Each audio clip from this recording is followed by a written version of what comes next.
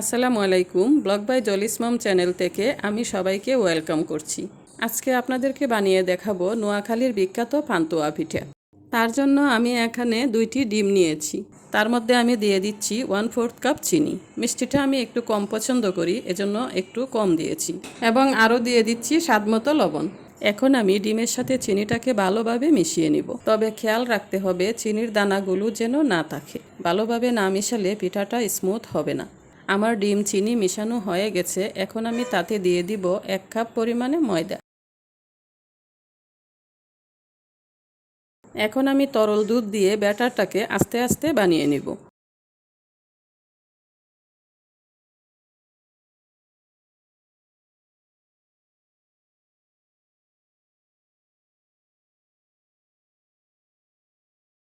আমার এই পিঠার ব্যাটারটি বানাতে প্রায় 1 কাপের মতো দুধ লেগেছে। পিঠার ব্যাটারটি একদম রেডি হয়ে গিয়েছে। এখন আমি অন্য একটি বাটিতে অর্ধেক পরিমাণে ব্যাটার নিয়ে নিব। তাতে আমি অল্প একটু ফুড কালার দিয়ে অরেঞ্জ কালার করে নিব। তো আমার সব কিছু রেডি হয়ে গেছে। এখন পিঠা বানানোর পালা। তার জন্য প্রথমেই আমি একটি প্যান বসিয়ে দিলাম। তাতে দিয়ে দিলাম 1 চামচ পরিমাণে রান্নার তেল। এখন আমি একে একে 2টা ডিম ভালো করে ভেজে নিব।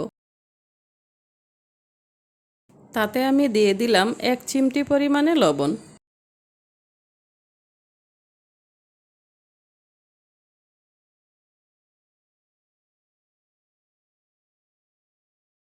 আমার ডিম ভাজাটা একদম হয়ে গেছে। এখন আমি ডিমটাকে অন্য একটা প্লেটে উঠিয়ে নিব।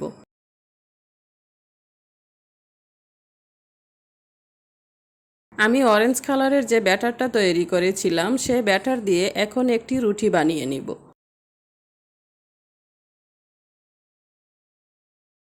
এখন ভেজে রাখা ডিমটাকে মধ্যে দিয়ে রুটিটাকে মুড়িয়ে নিব।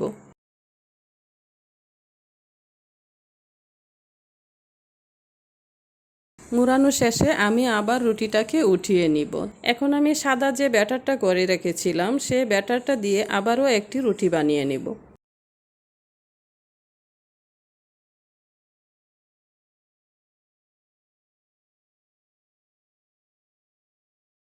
ঠিক একইভাবে মুড়ানো রুটি এবং ডিমটাকে আবারও মুড়িয়ে নিব।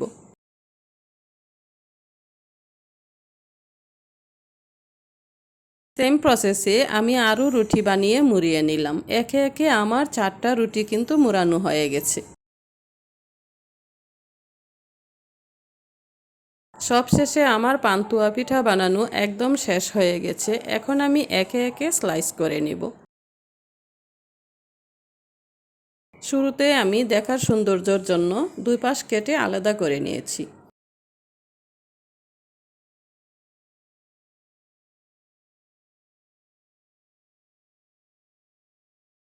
কাটা শেষে আমি আপনাদেরকে 1 পিস উঠিয়ে দেখাচ্ছি। দেখুন মাশাল্লাহ কত সুন্দর হয়েছে। যে কোনো পিঠার ডালা সাজাতে আপনারা কিন্তু এই পিঠাটি রাখতে পারেন। আমার এই ভিডিওটি আপনাদের কাছে কেমন লেগেছে অবশ্যই কমেন্ট করে জানাবেন। তো আজকের মতো এ পর্যন্তই। সবাই ভালো থাকুন, সুস্থ থাকুন। আল্লাহ হাফেজ।